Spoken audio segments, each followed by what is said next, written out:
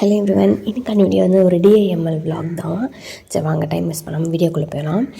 First morning எழுந்தோடனே brush பண்ணிவிட்டு கோலம் போட்டுட்டு வீடெல்லாம் பெருக்கிட்டு அதுக்கப்புறம் தான் பிரேக்ஃபாஸ்ட் பண்ண ஆரம்பிப்போம். மோஸ்ட்லி ரொம்ப லேட் ஆகிடுச்சுன்னா இதில் எது ஸ்கிப் பண்ண முடியும், வீடு வேணால் அப்புறம் பெருக்கலாம் அப்படின்னு சொல்லலாம்.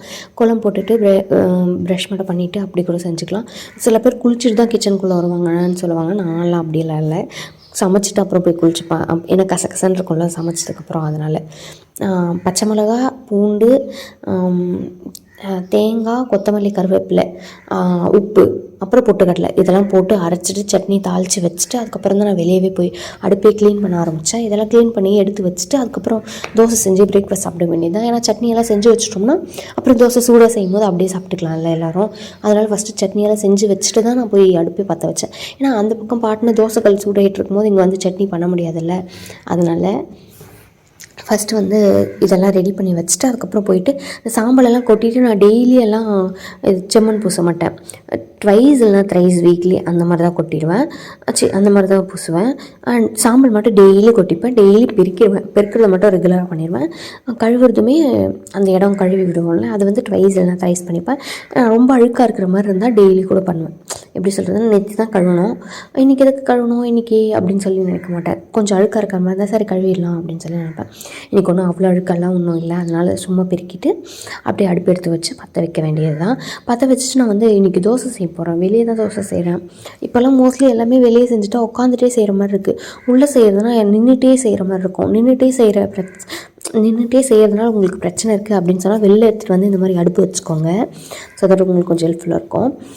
நான் வந்து தோசைலாம் செஞ்சு முடிச்சுட்டு அதுக்கப்புறம் பால் காய வைக்கலாம் அப்படின்னு சொல்லி வந்தாச்சு.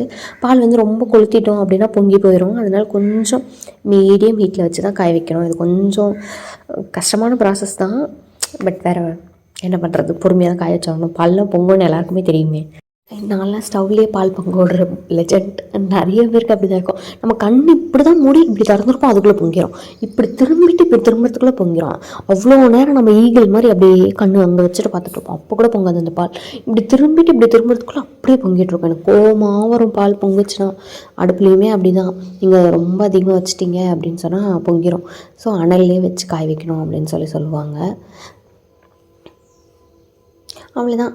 பாலெல்லாம் காய வச்சு எடுத்து வச்சுட்டு லஞ்ச் வேலையை ஸ்டார்ட் பண்ண வேண்டியது தான்.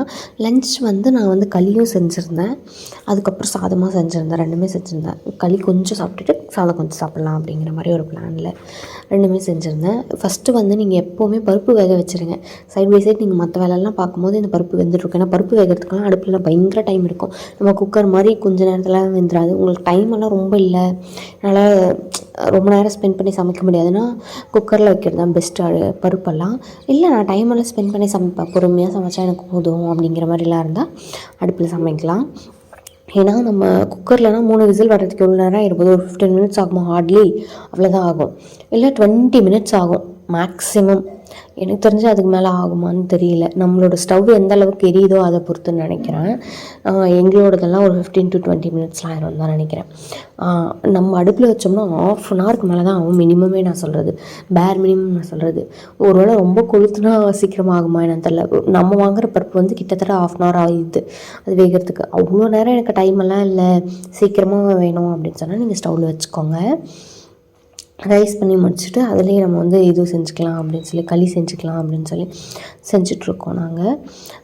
எப்படி சொல்கிறதுனா, பருப்பு சாம்பார் செஞ்சுட்டோம், அதை எடுத்து வச்சுருவோம். நம்ம சாம்பார் செஞ்சுட்டு எடுத்து வச்சுட்டு அதுக்கப்புறம் களி செஞ்சு வச்சுப்போம். ஏன்னா களி கொஞ்சம் சூடாக இருந்தால் சாம்பார் லைட்டாக ஆறிட்டு இருந்தால் கூட ஓகேவாக தான் இருக்கும். நம்ம களி செஞ்சு எடுத்து வச்சுட்டு என்ன தான் ஹாட் பாக்ஸில் போட்டாலும் கூட ஃப்ரெஷ்ஷாக இருக்கிற மாதிரி அந்த சூடு அந்த இது வராது. அதனால் மோஸ்ட்லி நீங்கள் சாம்பார் செஞ்சுட்டு தோசை இட்லி செய்யுங்க.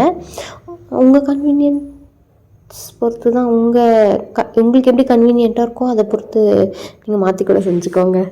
சஜஷன் சொல்கிற அளவுக்குலாம் நான் குக்கிங்கில் எக்ஸ்பர்ட் கிடையாது. பட் நான் சும்மா சொல்கிறேன். சாம்பார் ஃபஸ்ட்டு செஞ்சு எடுத்து வச்சுட்டு அப்புறம் களி செய்யுங்க. மோஸ்ட் ஆஃப் தி வீட்டில் அப்படி தான் செய்வீங்களா இருக்கும். யாராச்சும் தெரியாதவங்க இருந்தால் தெரிஞ்சுக்கோங்க, தெரிஞ்சவங்க தான் ஸ்கிப் பண்ணிட்டு போயிடுங்க. அவ்வளோதான்.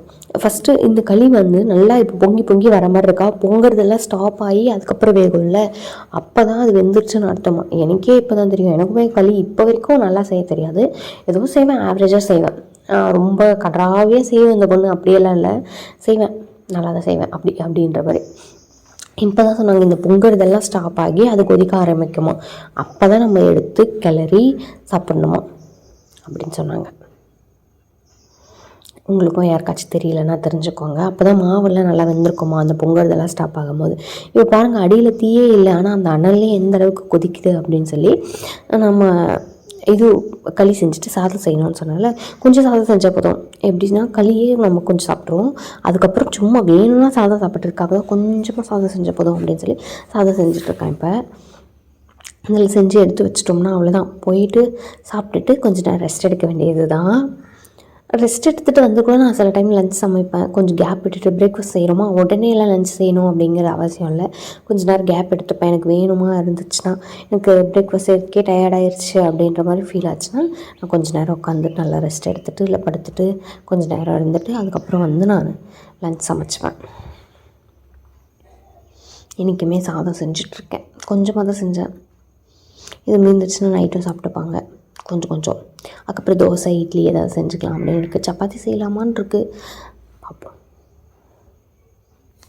ஆக்சுவலி நான் இப்போ தான் ரியலைஸ் பண்ணுறேன், நடுவில் ஒரு முறை நான் வந்து உளறிருப்பேன், சாதம் செஞ்சு வச்சுட்டு களி செஞ்சேன்னு சொல்லி. எதுக்கு அப்படி உளர்னேன்னு எனக்கு இப்போ வரையும் ஐடியா இல்லை, சாரி, தெரியாமல் உளறிட்டேன்னு நினைக்கிறேன். களி செஞ்சு வச்சுட்டு தான் சாதம் செஞ்சேன். ஏதோ சொன்ன மாதிரி எனக்கு ஞாபகம் இருக்குது, இப்போ தான் ஞாபகம் வருது.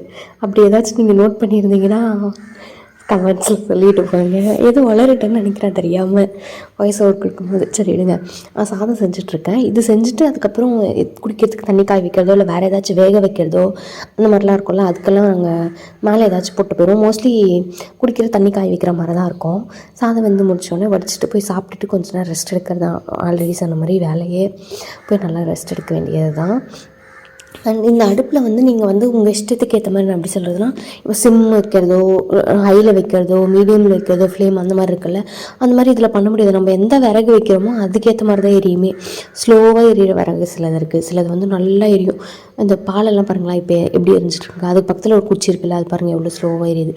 நமக்கு எந்த விறகு வைக்கிறோமோ அதை பொறுத்து எரியும். காற்று இருந்துச்சுன்னா இந்த மாதிரி தான் எங்கேயோ போது பாருங்கள், தீயெல்லாம் மொத்தம் அந்த நெருப்பே அங்கே படவே படாது. அந்த சாதம் வைக்கிறதுக்கே ரொம்ப நேரம் ஆகும். அந்த மாதிரி சில டைம் இருக்கும். காற்று எல்லாமே டிசைட் பண்ணும் நம்ம வைக்கிற விறகுலேருந்து. அந்த அடுப்புமே பெரிய அடுப்பாக இருந்தால் நிறைய அனல் தேவைப்படுமா இருக்கும், குட்டி அடுப்பாக இருந்தால் கொஞ்சம் விறகு தான் உள்ளே வைக்க முடியும். அந்த மாதிரி நிறைய விஷயம் இருக்குது இதுலேயுமே. இதெல்லாம் எனக்குமே பெருசாக இப்போதைக்கு தெரில, நான் தெரிஞ்சால் உங்களுக்கு ஷேர் பண்ணுறேன் ஃப்யூச்சரில். அப்புறம் இப்போ சாதம் வந்து வடிக்கிற ஸ்டேஜ் ஆகிடுச்சு. இப்போ அது எரியறதே தெரில பாருங்கள், அணைஞ்சே போச்சு லைட்டாக. அவ்வளோதான். இதுக்கு மேலே தண்ணி வச்சாலே காஞ்சிரும். அதுக்கு மேலே ஏதாச்சும் கொஞ்சமாக ஒரு ஓலை பால் அந்த மாதிரி ஏதாச்சும் வச்சுட்டு அதை பற்ற வச்சுட்டு தண்ணி எடுத்து வச்சிட வேண்டியது தான் காயறதுக்கு. அந்த சாதம் வடிச்சிட்டு சாப்பிட்டுட்டு படுத்து தூங்கிட்டு கொஞ்சம் நேரம் கழித்து ஈவினிங் வேலை ஏதாச்சும் இருந்தால் பார்த்துக்கலாம் அப்படின்னு சொல்லி இது அணைஞ்சே போச்சு. ஏன்னா நான் ரொம்ப தீ அதிகமாக வச்சேன்னா சாதம் பொங்கி கீழே வந்துடுது. சரி தீ கம்மி பண்ணலான்னு பார்த்தா இது அணைஞ்சே போச்சு. இதுதான் இதில் இருக்க பிரச்சனையே. நான் சொல்கிறது எப்படின்னா, ஸ்டவ்னால் நம்ம ஈஸியாக சிம்மில் வச்சுக்கலாம். இதில் அப்படி பண்ணவே முடியாது. நீங்கள் தீ எடுத்தால் அணைஞ்சு போயிடும், தீ வச்சா ரொம்ப எரிஞ்சு எல்லாமே பொங்கி கீழே போயிடும். அந்த மாதிரி தான் இருக்குமே. அவ்வளோதான் இன்றைக்கான வீடியோ. இன்னொரு வீடியோவில் வந்து மீட் பண்ணுறேன். Until then ta ta bye, see you soon guys.